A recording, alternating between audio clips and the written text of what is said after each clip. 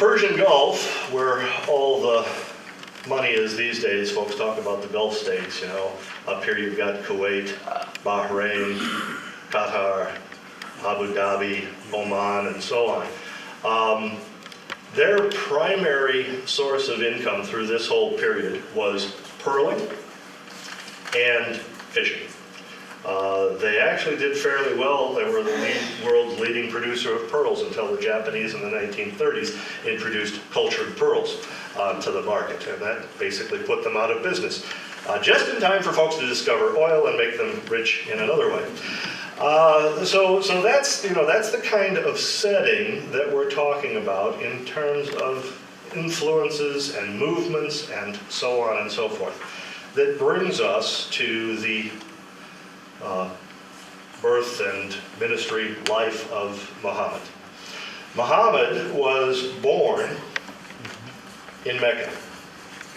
That was his hometown. And he was a part of the Quraysh tribe. And when he was 5 years old, something kind of interesting happened. The Christian forces of one of the Christian sub-kingdoms of that Byzantine group tried to conquer Mecca. And it was actually the Sassanid Persians who sent an army that prevented that from happening. So, all of this stuff going on. Muhammad, when he was about 40, began to receive revelations from God. He was commissioned to share those revelations. And I think that's something important to remember. Muhammad did not write down the revelations that were delivered to them. He shared them verbally with his friends and neighbors and folks in the community. And that's an important influence, I think, upon the kind of stuff that we find in the Quran, because it's very much poetry. It's very, very much a product of an oral recitation rather than, someone as an author sitting down and figuring this out and how am I going to write this out and going back and reviewing it and correcting it and editing it and writing it over again and so on and so forth. The command that Muhammad receives again and again and again is recite, recite. And so he would go and he would proclaim what he had been told to recite. Needless to say, that was kind of a tough sell, and there were years of opposition. He was determined because he believed that this was God's commission, so he was not deterred by opposition, by folks who said, just be quiet and go away and don't bother us. That just made him more vocal in his presentation of what had been delivered to him.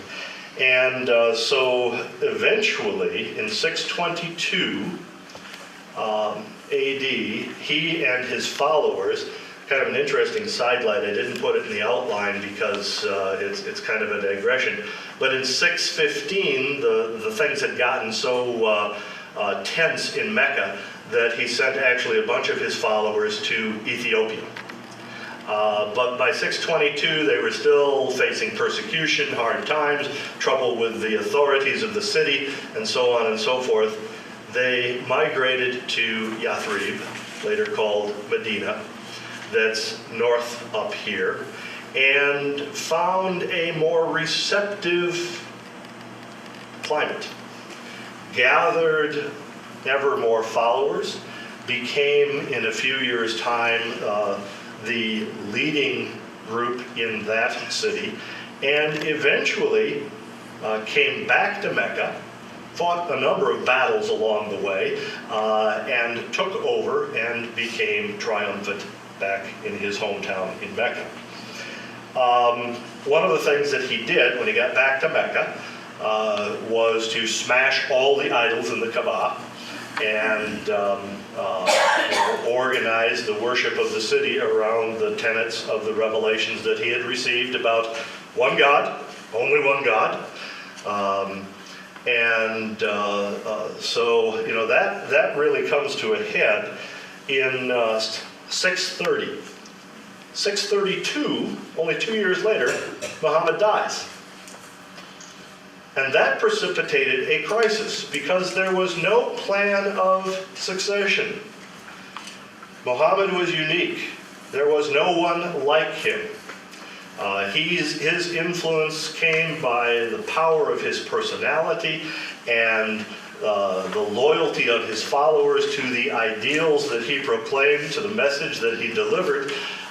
This wasn't a structured, okay, here are the rules for the election to find a successor. Oh no, we're going to have a hereditary thing. We're just going to have, one succeed another and so on and so forth. Nobody really had given any thought to it.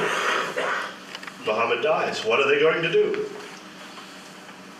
And so the community got together and they chose one of his associates, Abu Bakr, who had been with him through most of his career. And they gave him the title Caliph in English. Khilafa means follower in Arabic. And they recognized him as someone who was worthy to lead them. Not to take the place of Muhammad, because Muhammad could not be replaced. He was unique.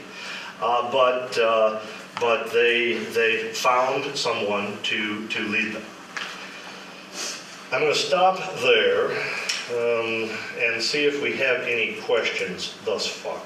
Just, I'm zooming along, trying to cover, 150 years of history in a very short period of time. But I want to see if you've got any questions about this or things that you want to know a little bit more about. So we'll pause a moment, see if we've got any thoughts that people want to elaborate on.